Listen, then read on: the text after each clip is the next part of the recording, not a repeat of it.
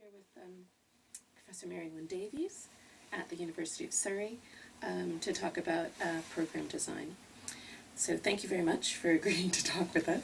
And my first question is, could you talk us through the development of the new English program department here at the University of Surrey, perhaps highlighting some of the challenges or surprises that you encountered along the way?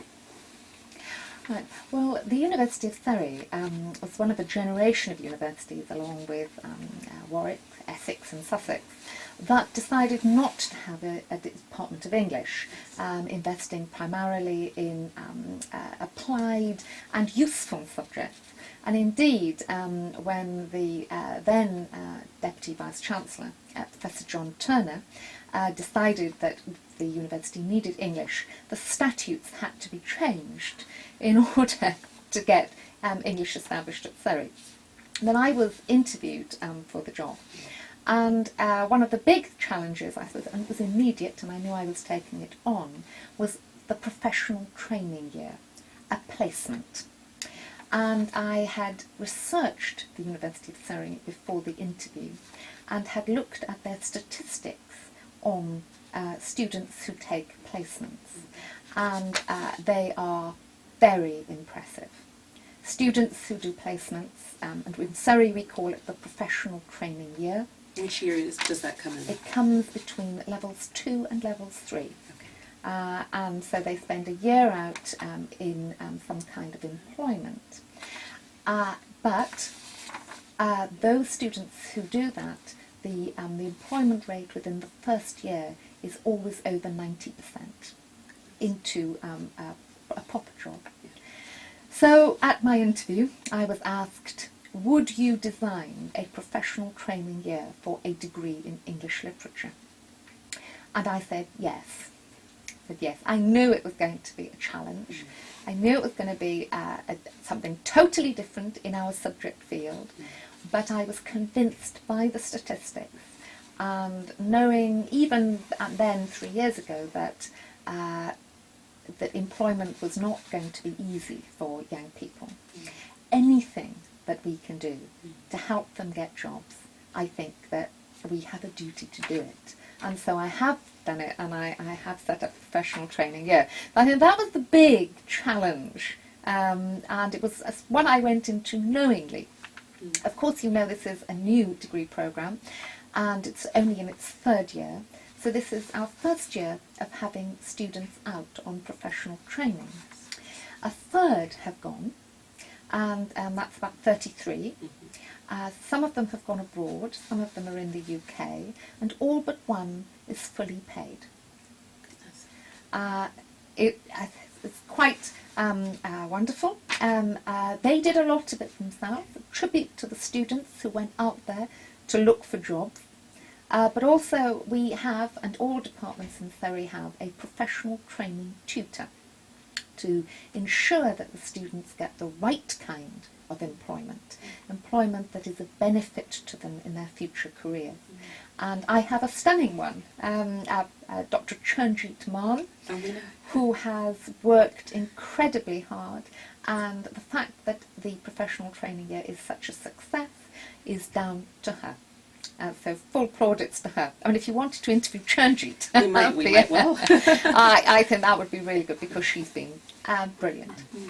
So I suppose that was the big challenge, and it has paid off. It's really worked for us. I think the other thing that is true about the English programme in Surrey is that it responds to its institution's mission. And we were very careful to establish a programme that is very international. And it is international in terms of its content and international in terms of its recruitment. And that also feeds into the master's programme. We also emphasised being quite up-to-date, very contemporary, and we brought in the idea of relevance. And that's partly professional training, but that notion of relevance, of something that will help you in the outside world, feeds into other parts of the programme. For example, creative writing. We have a creative writing pathway, as you know. Yes. but we do not call it creative writing. We call it text design. And that is because it is primarily driven and taught through workshops. It means that we can have workshops where a number of different kinds of creative writing are taught simultaneously with a strong theoretical strand given in the lectures. So you can have a workshop where students are doing marketing copy, screenplays and a sonnet, all in the same class. So those ideas have informed the degree, contemporary, relevant, international. And that's our university. And as you were developing and designing the program, this sounds very innovative, and you, as you're saying, you're responding to the mission of the whole university. Did part of your research and planning also take on board what other English departments have typically or not typically done, or were you just looking more specifically at fitting into what we could call a Surrey ethos? We very much responded to what other institutions were doing. I noticed that you asked about the benchmark statement. Yes, we read the benchmark statement. It informed us. We read a lot of other information. We looked at the development of the programme in relation to other institutions in two separate and competing fashions. One, we looked at the market, and we knew that we could not compete with the big traditional universities like Oxford, or the smaller traditional universities like Royal Holloway. We had to be different. And so in some ways we said, okay, we can't do everything, so we must be niche. And that's why the identity that I have suggested to you is there. At the same time, being informed by the benchmark statement, we were all committed to allowing students to do all periods of English literature, and in their ground work at levels 1 and levels 2, they go from Anglo-Saxon, they even do Greek drama, all the way through to contemporary. So we ensure that they have a wide coverage. And so, although I say we are a contemporary programme, I have an undergraduate this year doing a dissertation on The Wife of Bath's Tale. So we are committed to that period spread, which I think is right for English literature degrees, and all of us are dedicated to that. But we have made ourselves slightly different. We have a placement year, which is unique. We also have a very strong emphasis on comparative literature, world literatures, global literature, and creative writing. So we made ourselves niche in terms of market forces, but responded to the benchmark statement. And then finally, as I was developing the notion of work experience, relevancy, I realised that I might be doing it in Surrey, but actually places of doing it, and departments of English had a similar commitment to work experience around the country. And particularly useful to me was the work in both Trinity in Dublin and in Sheffield on inquiry-based learning, project-based. And that was very influential in the construction of the programme. And I think what's happened is, as teachers of English, we are dedicated to our students. We adore our students. And we know that it's tough for them getting jobs. And therefore, if we think somehow we can give them a little bit of work experience, a little bit of knowledge, what it's like in the real world, then even if it's just in one module, even if it's in a holiday project, then we will go that extra mile and start bringing in things that perhaps might be a little outside of our discipline in a traditional way. And so I've been very I'm very grateful to colleagues around the country sharing their experiences with me to help me develop the programme news. So I would say, yeah, we did, yes, we did look at the market forces, but at the same time, colleagues around the country were hugely supportive. Could you have anticipated, I mean, this sounds fascinating, just in terms of recent politics and the attack on arts and humanities, which are part and parcel of the various cuts to higher education. But it seems to me that, you know, you were very, very forward-thinking in the components of the Surrey English program, inasmuch, just picking up on that one word, relevancy, and also being very keen to give your students an advantage, because of course we know how fabulous English graduates are, but they don't always know it, and employers don't always know it. But it seems, I mean, this is what I mean in terms of you being forward-thinking, in terms of weaving in components to the program that makes those issues very, very explicit, make those assets that English graduates have very explicit. Could you have anticipated how forward-thinking that was a few years ago? I think, as with many academics around the country, we were anticipating a movement away from funding the arts and humanities. I believe that we all knew that was going to happen. I had no idea how bad it would be at all.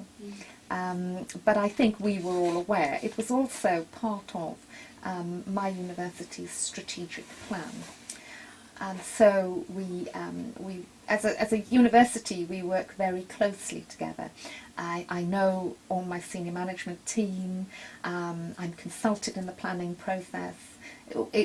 Because I think we are a very cohesive university, that enabled the strategic planning department to come in and help the academic department know what was necessary. So I'm very lucky with that, and I think if you are developing something that is new, to have the solid support of your administration is very, very important. I could not have set up English at Surrey without the help of actually people across the whole of the university who pulled in and really worked hard for me. And that was.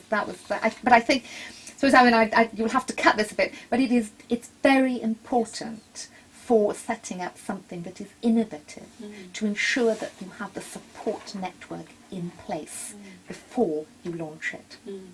Absolutely. What made the university decide they needed or wanted English at Surrey?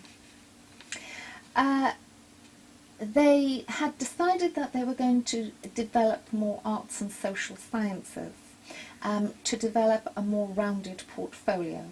They would have also would very much have liked to develop medicine. I think that the arts and humanities at Surrey will grow once we are through the recession, but it is to have a university with a rounded portfolio. For the 21st century, they will say. Can I ask you a little bit more specifically about the organization of the undergraduate degree,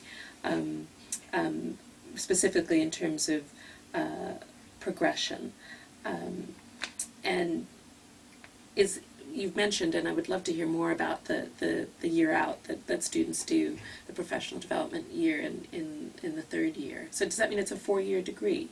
Yes, it's either a 3-year or a 4-year degree. And do they have to decide, when do they decide which pathway they will take? They decide at level 2. Okay. I think it's important to say that if you are planning to run either a 3 or 4-year degree, that UCAS demands that they apply for either a 3 or a 4-year degree, and those degrees have separate codes on the UCAS application. So during Open Day and UCAS days, I make it very clear to the students that they do not have to decide until level 2. They decide at level 2 with the support of the professional training tutor and their personal tutor. They have a personal tutor for the whole of the time they're at the university. And it has to be right for them as individuals. And some will apply for 4 years, and decide to do 3, and some apply for 3 and decide to do 4. And because we have such a long experience of professional training in Surrey, we are very able to support them in making the right decision for them. And sometimes they even pull out at the very last moment, but that is fine. They have to be supported in what they do, and it has to be right for the individual. Wonderful. Can I ask about the content, the structure of the modules across the degree, and how that works with the different levels? For example, do you have an introductory first year with compulsory modules and then modules students select later? What was your thinking behind designing that part of the degree? Right, do you want me to look at you, or do you want me to look at the camera? Or do you I don't mind looking at the camera. Okay. We have the possibility of a 3 or 4 year degree, with the 3-year degree consisting of academic levels, and if it's a 4-year degree, 1 year out as a professional training year, a placement year. We decided to develop the 3-year degree through 2 different strands. One is the idea that the student is going to build up an independent learning pathway, choosing for themselves. So at level 1, they are all together. They have a compulsory modules which give them the basic understanding that they need to make informed choices at level 2 and level 3. Level 2, 50% is compulsory and 50% are optional choices. Then at level 3, although the dissertation is compulsory, because that is an independent choice of topic, by level 3, 100% of their degree is optional, and they will choose it themselves, and they will be supported in making that choice through the help of their personal tutor. And they meet the personal tutor twice a year to make decisions about module choices. So that's the one element, is that the growing from compulsory through to independent choice. You can't do everything. Some of them want to go on the creative writing pathway, some are very interested in contemporary literature, some are more interested in more traditional canonical works. You can't do it all, but you can make your own choices. The other thing that we did was we decided to use genre rather than period. And we did this at level 1. They're introduced to genre through a module called genre. And we decided to take 3 genres, prose, poetry and drama, but to turn them on their heads. And so instead of beginning with the earliest form, we begin with a contemporary text. We begin with something that's right up to date, something they will find accessible. But then we say, well, that didn't come from nowhere. What we must do is we must trace influence. And so we work backwards to the earliest texts. And they thereby understand the importance that our writers today place on earlier works and earlier writings. And we call it literary DNA, because it's tracing the DNA of genre back through the past text. Now, when they come to level 2, they have compulsory courses which are very much based on the canon and upon contemporary and world, which fits in with our whole profile of being a solid English literature degree, but also having a focus on up-to-date literature and on comparative text. They do that as compulsory to keep the identity of the degree in place. But then they are allowed to take optional modules which are generic in their foundation. And each semester there's a choice of drama, poetry and prose, so they can do that at level 2, and then at level 3 that the genre element continues through. We're multiplying out and allowing them to take, at level 3, all the modules are research driven. So we are teaching what we are writing. And that fits in with our ethos too, because I talk to students about being up-to-date, contemporary, and they know that by level 3 they will be studying the most contemporary critical work on texts, because their tutors are actually publishing on the works that they are teaching.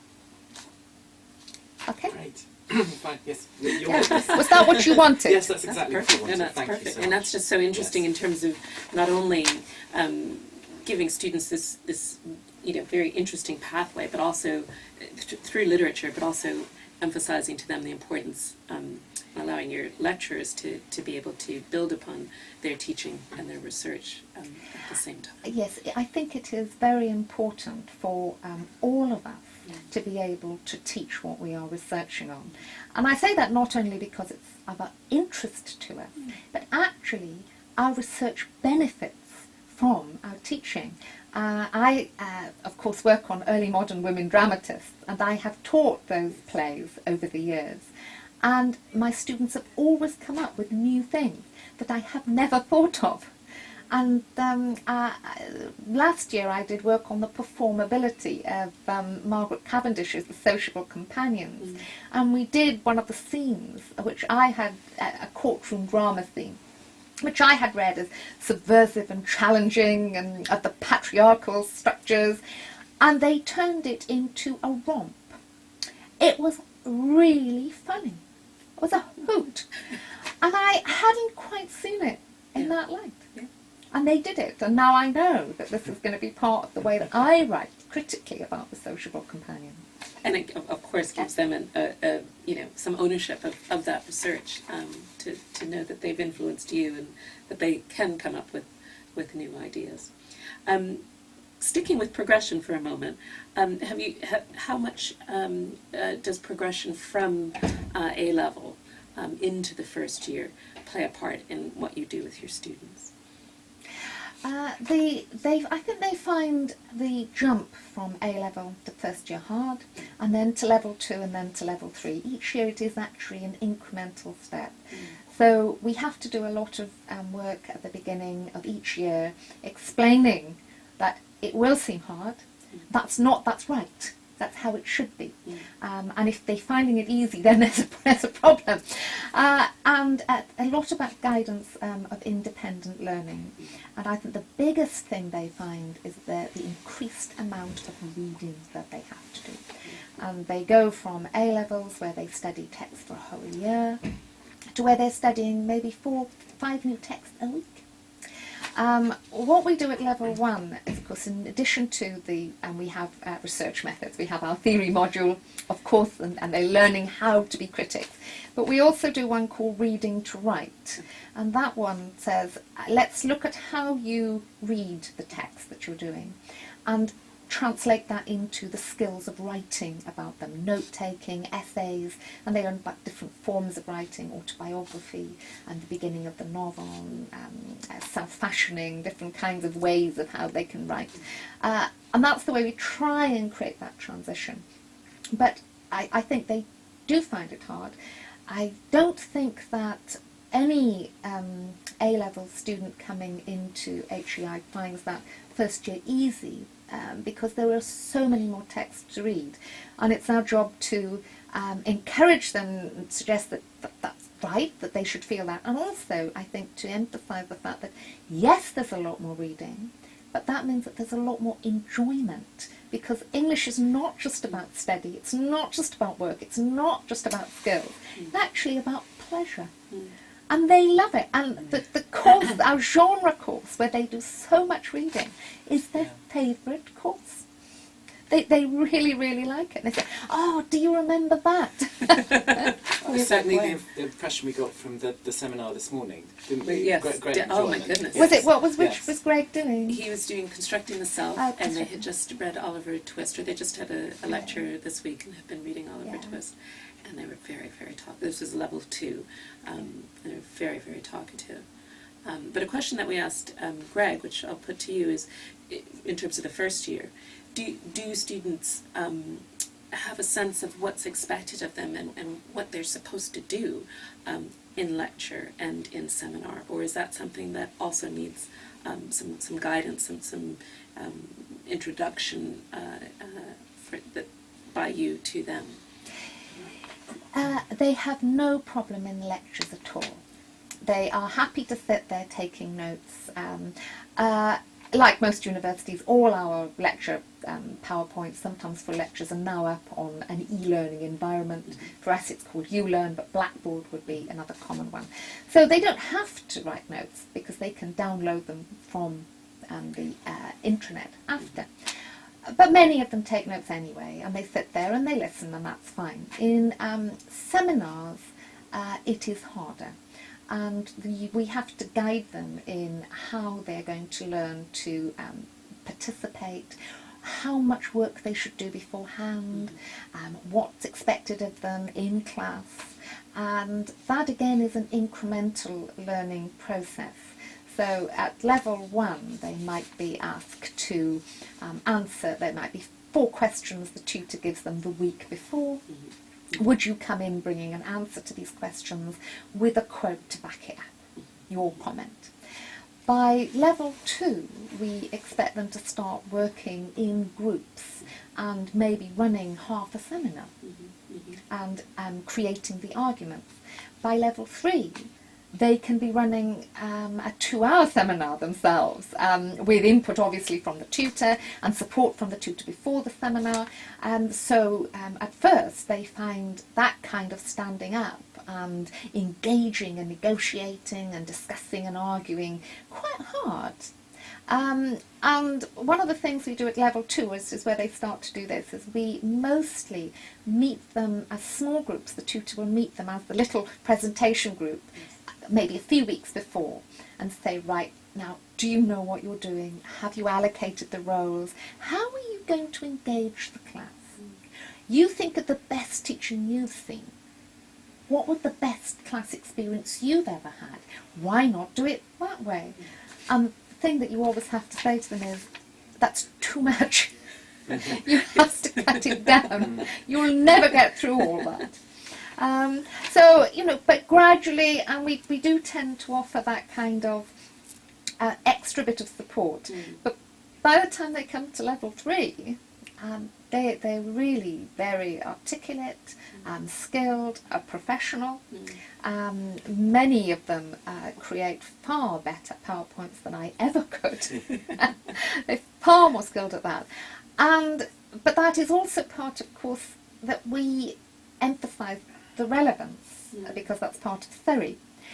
However, given that, and I know that theory says, okay, we emphasise our relevant skills, we are not doing anything that different from most English departments around the country. English students do get skills which are hugely relevant and helpful for employment all over in all our departments. And it's a matter, I think, of telling the students, actually, you are now learning to argue and to create an argument that could gain you employment in the real world.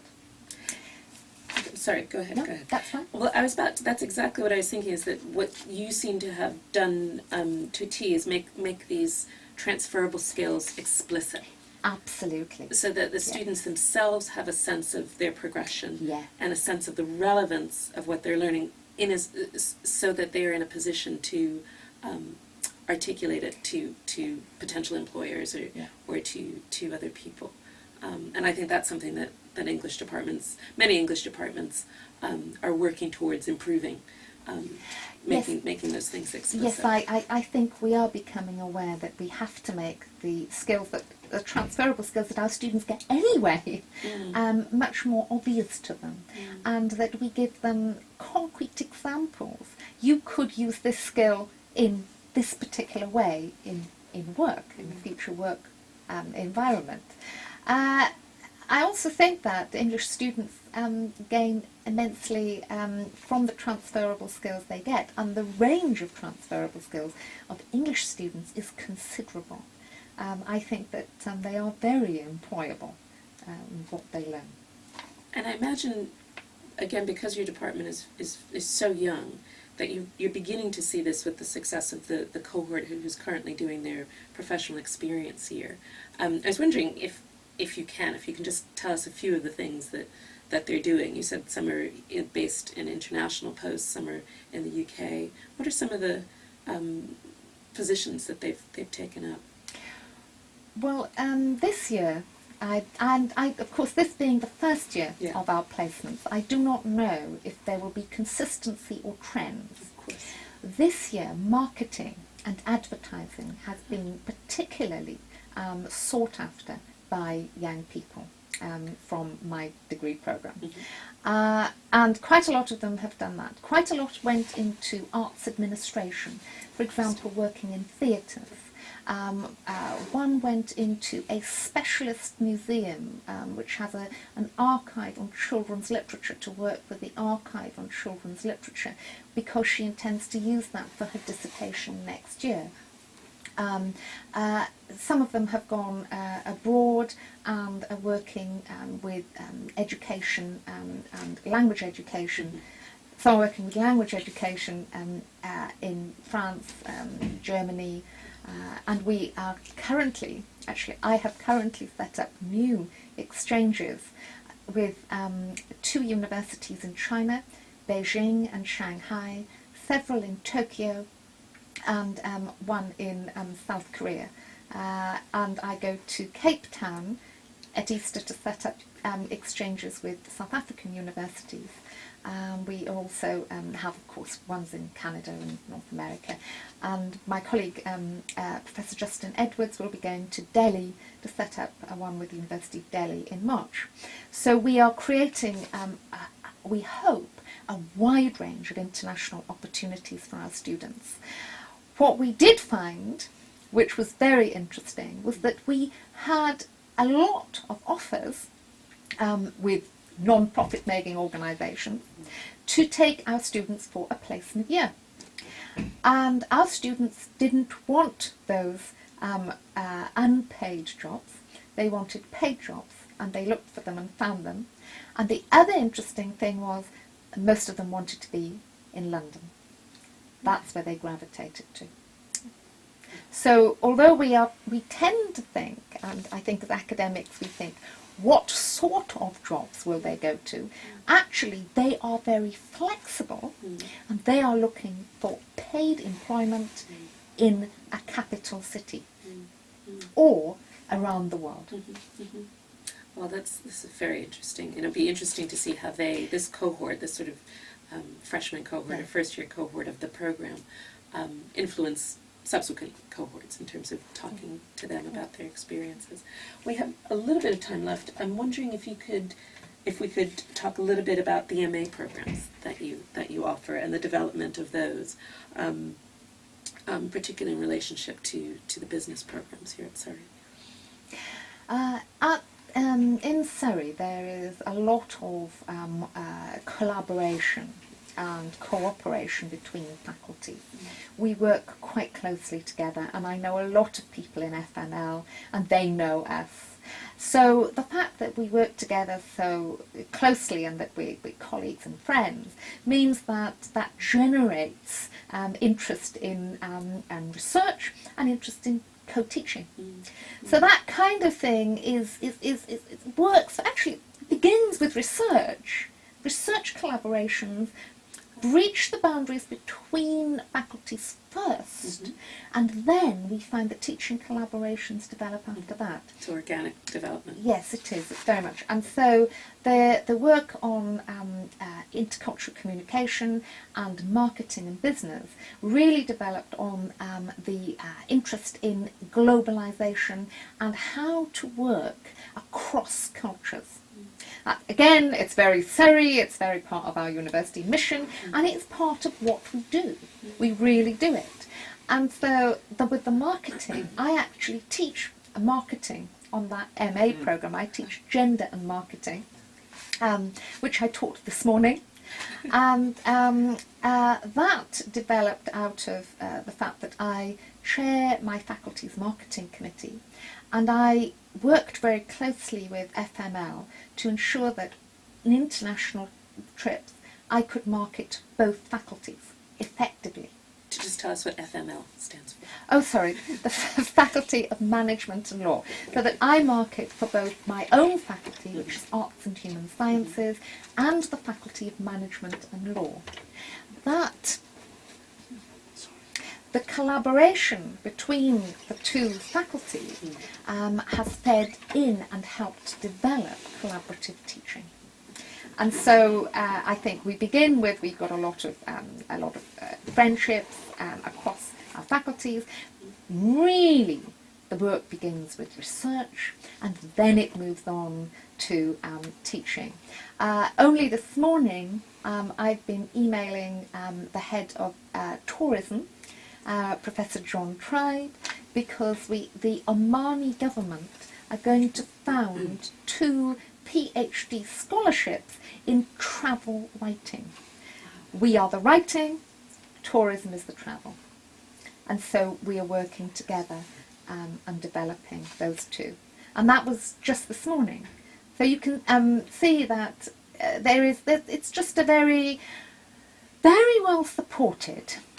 And I do have to stress that really very strongly again, that with all the innovation, the thought, the commitment of staff, if you don't have administrative support, it is very difficult to get new things off the ground. If you've got that support, then it enables academics to get on with what they really want to do, which is research and teach. And it then makes teaching and research flourish in ways that perhaps wouldn't normally happen in more conventional environments. Well, as I say in my notes, that some people would think of business and literature as being chalk and cheese, but it doesn't sound like you had to, change an ethos. The ethos for cross-curricular sorts of collaborations at the staff level were already in place here. What sort of students are attracted to how would you describe your MA students, the sort of people who want to do these MAs? Our undergraduate level is primarily home with overseas increasing, which is how I envisaged it developing. Our MA programs are overseas led. Many students from Asia, the Far East, coming into our MA programs. That is, of course, partly the way that we market them, and it is the way that universities across the whole of the UK are being encouraged to market their postgraduate provision.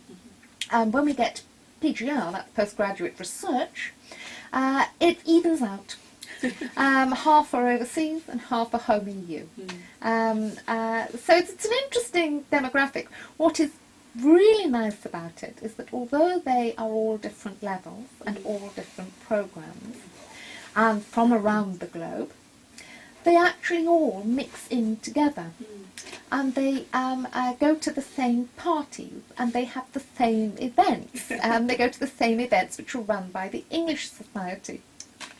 And I'm currently being asked to fund a summer ball, which is going to be a Shakespeare ball, which is, but they're all involved in this. They're all involved in it.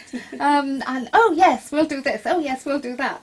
And the MA students run the Christmas one, where it is an international dinner, and everybody brings something from their home cuisine. But everybody joins in, and the food is amazing, absolutely stunning, great.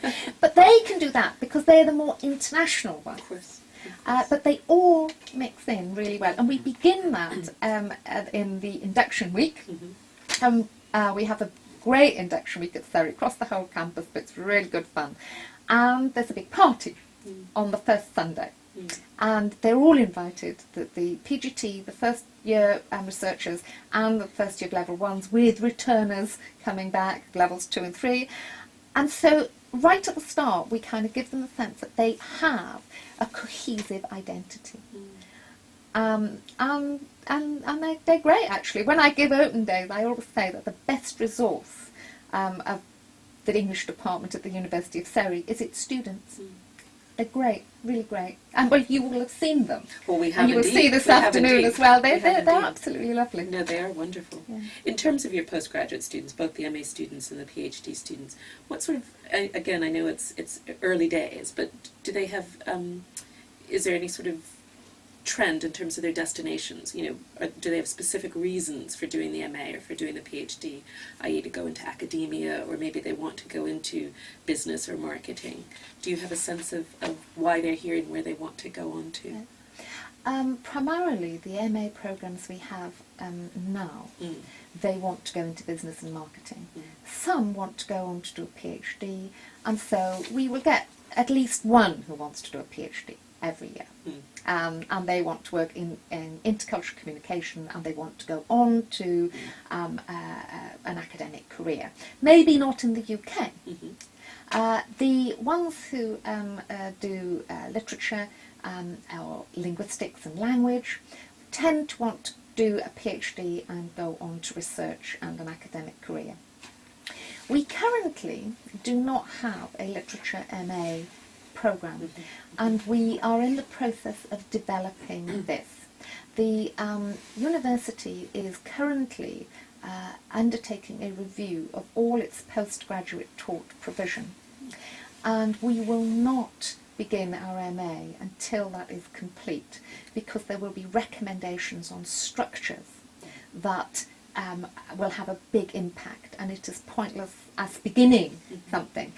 And I suppose for you and your way of you're looking at it, it's not about Surrey and its review of postgraduate taught. But again, I think it's very important that when you're developing something new, that you ensure that it is in line with the structures of your university, and that you think a little ahead, because universities are always restructuring, reorganising. Yes, And to go and talk to maybe the Deputy Vice Chancellor for Learning and Teaching, just to know what's coming up, is very important before you start doing the work on the ground, and then you've got a whole set of modules, and then you find that you can't run them because things have changed. So I think, yes, it's great to get the enthusiasm of staff going, particularly, you know, new members of staff who want to do new things. But then we need also feedback from administration and senior management to know, actually, is this the right way? So I would advise anyone who wants to start doing something new to just check first. Well, I think that's. Did you have a final Just question? one. You've already told us something about the place of creative writing on the course, and can I ask you about language and where that sits in relation to creative writing and literature in what's on offer to the students? Right. Currently, we have two ways of looking at language in the degree. One is more linguistics, and the other one is intercultural communication. So the students don't have to do this. It's not built into their degree. But because it's 50% optional at level 2 and 100% optional at level 3, we offer them the possibility of doing linguistic and communication options. So the intercultural communication one is called text and talk.